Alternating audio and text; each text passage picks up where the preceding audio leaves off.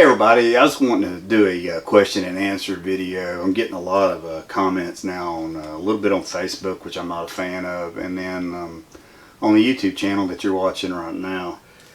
It's getting a little hard to answer all the questions, and I figured I'd just start accumulating them. Every once in a while I'll put out a question and answer video and kind of help people out. Real quick, just get this out of the way. The channel's taking on a vibe that it's a solar channel. Be honest, my most popular video is a how-to on how to install it. People are really interested in solar.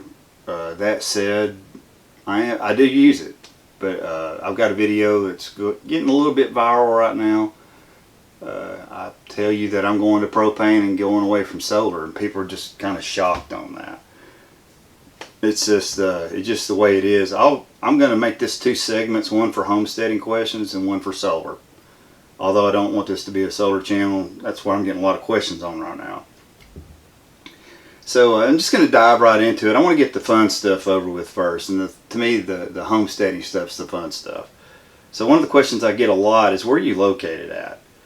Well, I'm in the mountains of East Tennessee. I don't want to let you know the exact location where I'm at because I'm Grumpy Mountain Man, right? I don't want to be bothered, but I'm in East Tennessee, and that said, I got to get this out of the way. I'm a native, grew up here, from here, born here. Tennessee's full. You'll love Kentucky.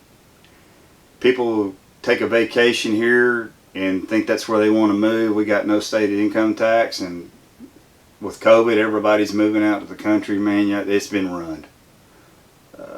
All my neighbors are out-of-towners. I'll leave it at that. It ain't what it used to be. Tennessee's full. Go home.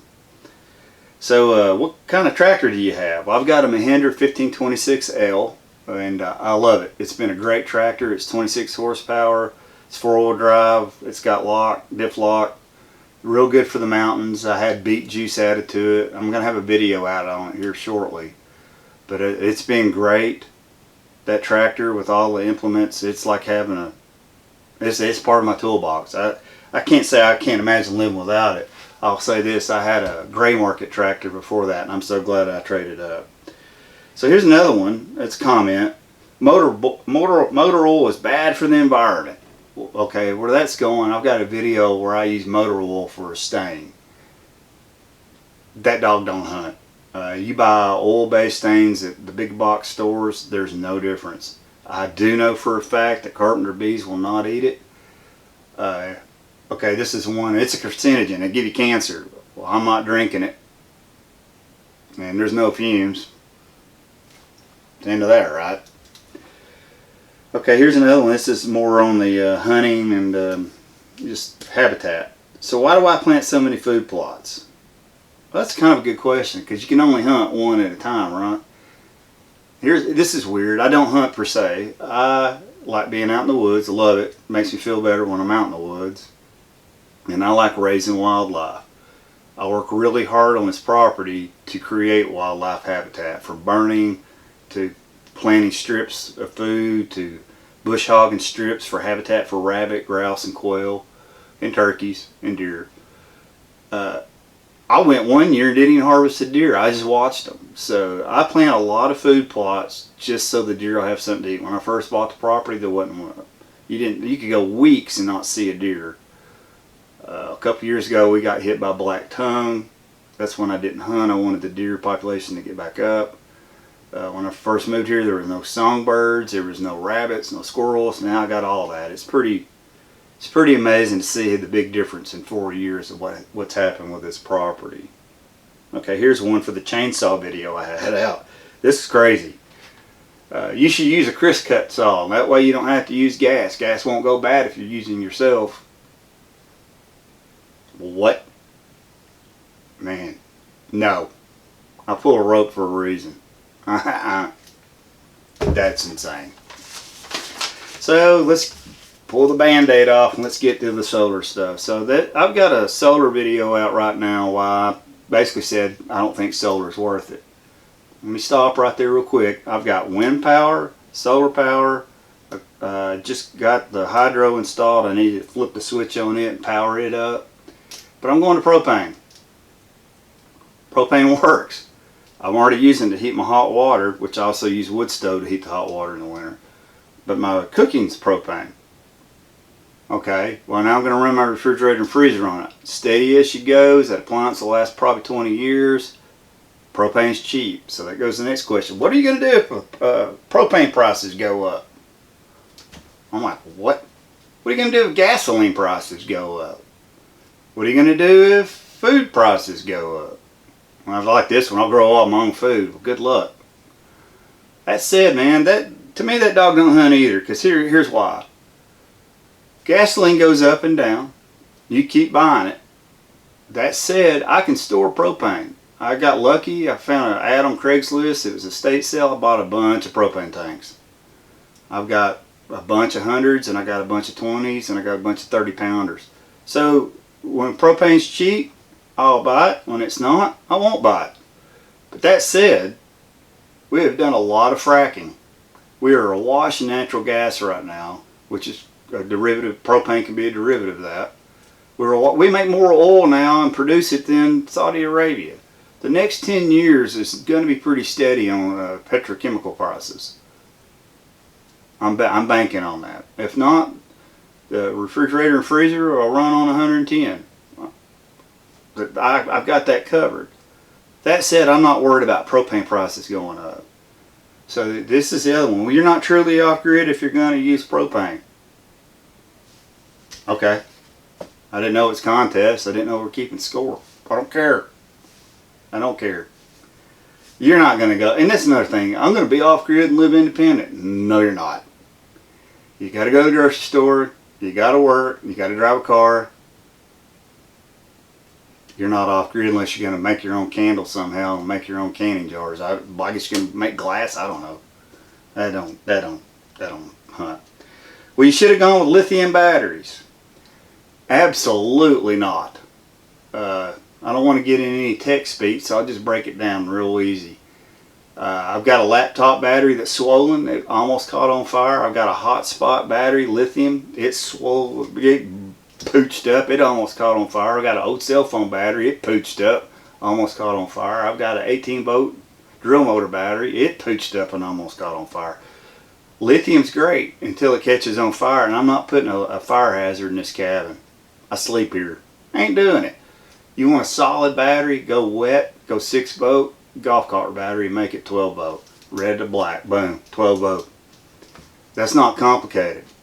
For the layman trying to wire up a lithium system and a battery management system, complicated. Keep it simple. Don't make it complicated. You're the guy going to have to work on it. And if you can pay somebody to work on it, you don't need to be off-grid anyway. Whatever. Get that out of here. Here's one to love. What are you going to do with crap hits the fan? What are you going to do about propane then? Who cares? And I say who cares.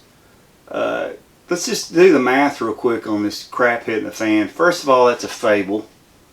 I'm not a prepper. I'm going to make a lot of people mad here. I went down to Katrina and helped. That was a crap hitting the fan moment. Within a week, we had 85% of the power back up.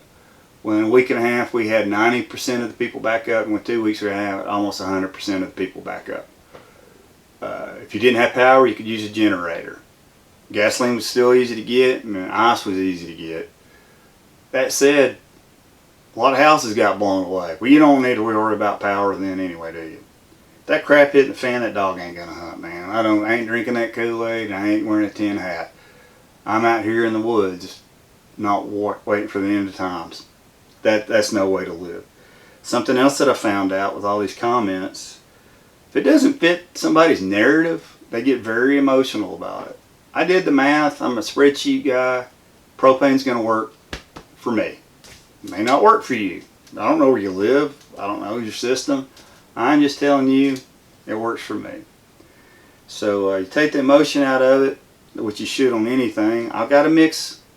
Let me go and say this too. And I'm afraid this is turning into a rant, but I work in the power industry, so here we are, right? You got solar. Well, all you're doing is you're taking the responsibility of the power company to run the lines, provide you power, run the coal plant, nuclear plant, solar farm, wind farm, whatever, how they want to get their power. That division of responsibility is out the window. Now it's on you. That's what you're doing. Oh, I'm going to be independent on solar. No, you're not. What are you going to do if the inverter goes bad? What are you going to do if the battery goes bad? Well, here's the one comment I really love. Well, I'm not going to support big oil. Look around this cabin. Everything that is here was delivered on a truck, and then I put it on my truck and brought it up here. Oil makes the world go around. You're not going to get away from that unless you're Amish. And they still play in the game a little bit there too. That is pie in the sky smoking the dope. Whatever, man. That's more of that tin hat stuff. You know, I'm not gonna give them any business. Well, good luck. Go sell your car. That's all I got to say on that, and go buy a horse. So, like I said, if it doesn't fit the narrative, people just don't want to hear it. It's just the way it is. So I'm afraid this question and answer session turned into a rant session. It's not. I got all these, man, I wrote down a lot. They seem like to be the most consistent questions on here. So I'm hoping this will help somebody. I really like people leaving the comments, but it's getting to where I can't answer all of them. And I'm kind of funny. If you're willing to take the time to watch the video and leave a comment, I feel like I need to answer you. It's the polite thing to do. Although I'm Grumpy Mountain Man, I do try to be polite when I can. So I really do appreciate you watching the videos. I'm hoping they'll help somebody. Especially don't drink the Kool-Aid and just say solar's the end of this, or homesteading, I'm going to live independent. No, you're not. Come on, man. Enjoy life. Enjoy what Mother Nature's giving you. Enjoy your family, enjoy your friends, and get outside. Quit dreaming. That's another thing. A lot of these comments are from dreamers. They're not doers. I've had a lot of comments, this, that, and that. I'm like, man, I've been doing this. I'm an electrician. Been doing it all my life, since 15.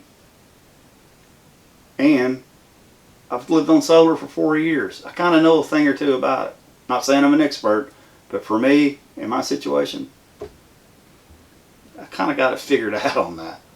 So anyway, hope you get out and enjoy God's creations, and I really do appreciate you watching the channel, and take care. God bless.